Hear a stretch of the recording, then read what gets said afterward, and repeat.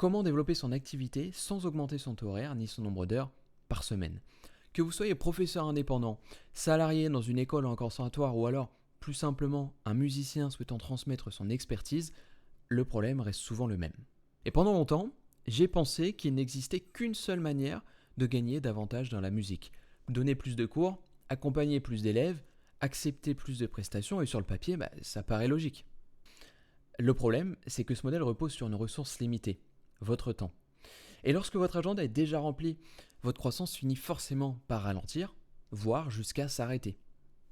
Alors la question à se poser, c'est comment continuer à développer son activité lorsqu'on travaille déjà beaucoup, lorsque notre agenda est déjà plein. Et vous allez voir, le véritable problème, c'est pas le métier de professeur de musique ou alors l'enseignement de la musique. C'est un métier indispensable, exigeant et profondément humain. Le véritable sujet, c'est le modèle économique sur lequel repose cette activité. Un modèle dans lequel on échange presque toujours du temps contre de l'argent. Aujourd'hui, je suis convaincu qu'il existe une autre manière de construire cette activité, une manière qui permet toujours de continuer à transmettre son expertise, bien évidemment, mais d'améliorer aussi l'accompagnement de ses élèves et de développer progressivement une école de musique en ligne sans que tout repose uniquement sur votre présence. Je m'appelle Kylian Guillon, ça fait 15 ans que je pratique le piano et j'ai été pianiste événementiel. À côté de ça, ça fait 4 ans que je développe une boîte spécialisée dans l'acquisition clients des entreprises via le référencement sur Google.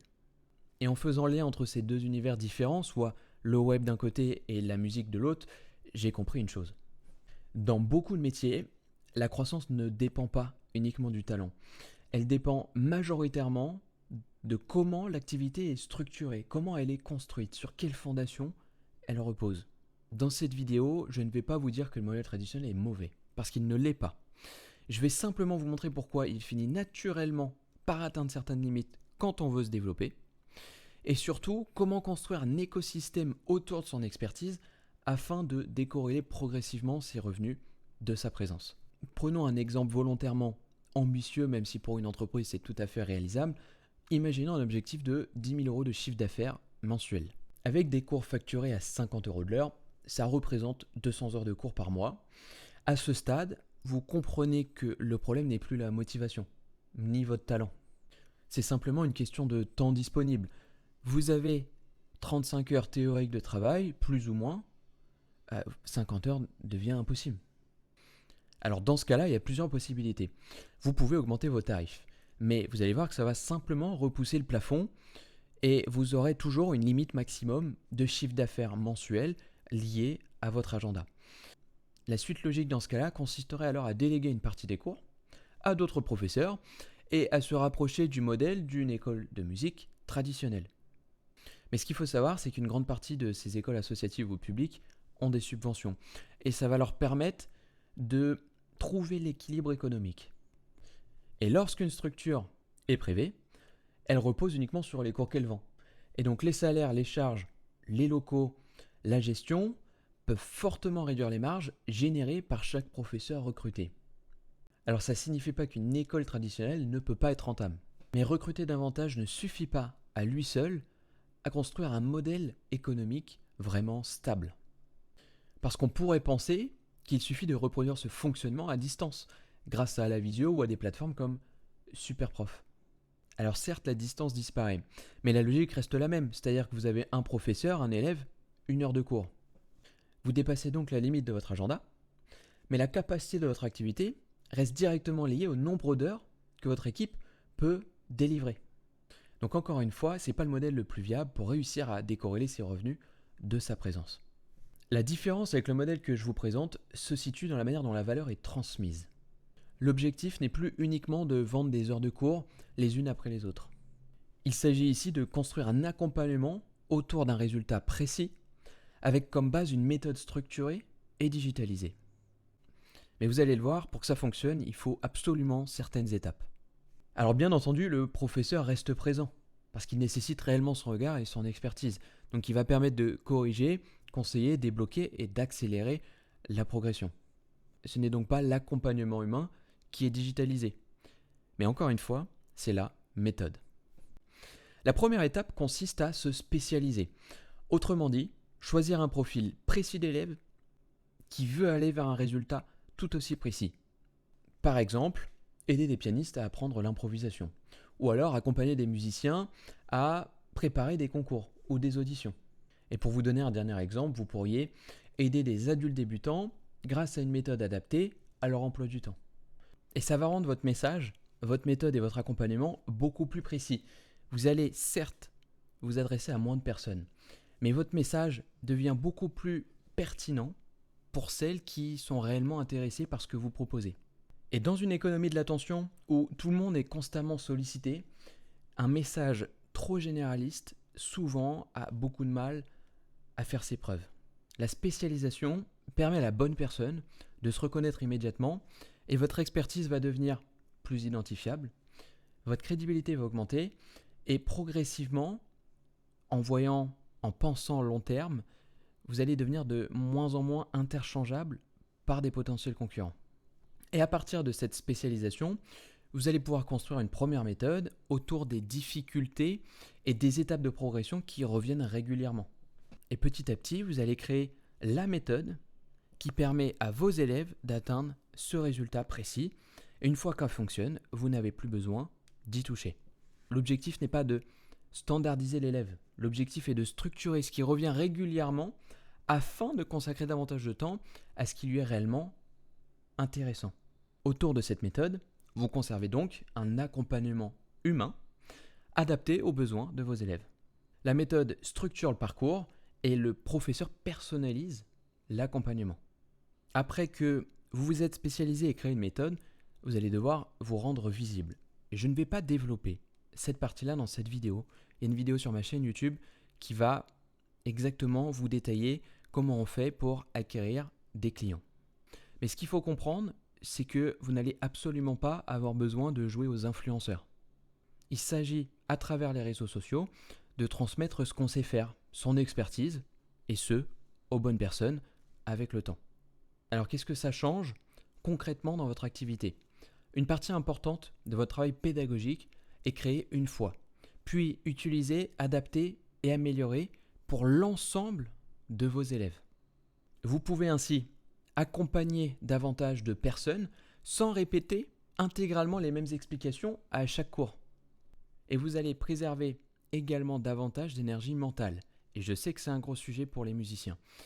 Et consacrer votre temps au moment où votre présence fait réellement la différence. C'est ça l'effet de levier. Et lorsque vous ne vendez plus des heures isolées, mais un accompagnement complet vers un résultat précis, votre manière de facturer va également évoluer. Selon sa durée, de plusieurs semaines à plusieurs mois, son niveau de personnalisation et le résultat recherché, le résultat final apporté, ce type d'offre peut être vendu plusieurs centaines à plusieurs milliers d'euros. Et c'est pas une théorie, ça existe déjà dans beaucoup de pays, principalement les États-Unis et l'Angleterre, mais aussi en France. Alors certes, c'est très peu structuré, très peu développé, mais ça existe déjà. Alors bien évidemment, il ne suffit pas de prendre un cours à 50 euros et de le présenter comme un accompagnement à 1000 euros. Le prix doit être absolument justifié par une méthode solide, un accompagnement sérieux et de véritables résultats apportés. La valeur doit être réelle et elle doit également être clairement perçue par l'élève. Mais ça ne nécessite plus 200 heures de cours individuels puisqu'une grande partie de la méthode est structurée et digitalisée et surtout accessible à tous vos élèves. Évidemment que ces élèves doivent toujours être accompagnés. Donc ce calcul, vous le comprenez, ce n'est pas une promesse de revenu facile ou alors passive. Il montre simplement que votre chiffre d'affaires n'est plus strictement proportionnel au nombre d'heures que vous pouvez personnellement assurer. Et cet effet de levier permet aussi de réinvestir dans la qualité de votre accompagnement. Par exemple, créer de meilleurs supports, améliorer le suivi, des nouveaux outils, intégrer d'IA, intégrer des process et plus tard, déléguer certaines parties de l'accompagnement à des personnes de grande qualité. Et par ailleurs, déléguer, ça arrive bien plus vite que ce qu'on pense. Et pour financer tous ces investissements, il vous faut un business model solide.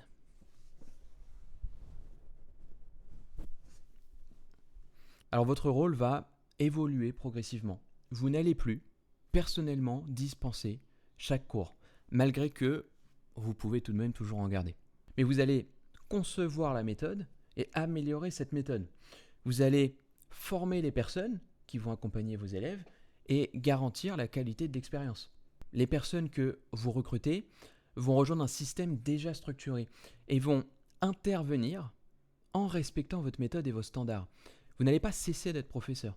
Vous allez simplement cesser d'être l'unique moteur de votre activité. Et c'est cet écosystème, soit une spécialisation, une méthode structurée, une audience, un accompagnement humain et progressivement une équipe, qui peut devenir véritablement une école de musique en ligne à part entière. Une activité capable d'accompagner davantage d'élèves et de générer davantage de revenus sans que votre temps et vos ressources augmentent dans les mêmes proportions. En conclusion, le modèle traditionnel n'est pas mauvais.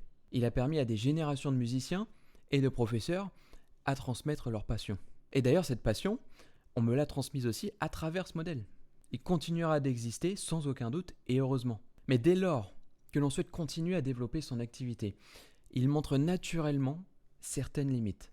L'objectif n'est donc pas de remplacer les cours de musique, l'objectif est de les intégrer dans un modèle différent, capable de toucher des personnes différentes et dans lequel votre expertise ne repose plus uniquement sur le temps que vous pouvez consacrer personnellement. Si vous deviez retenir une seule idée de cette vidéo, ce serait celle-ci. Je suis convaincu que lorsqu'on souhaite faire grandir son activité, ajouter toujours plus d'heures de cours n'est plus la meilleure option. Le véritable levier consiste à se spécialiser, développer une méthode, puis construire un écosystème qui progressivement va réussir à créer de la valeur au-delà de votre seule présence.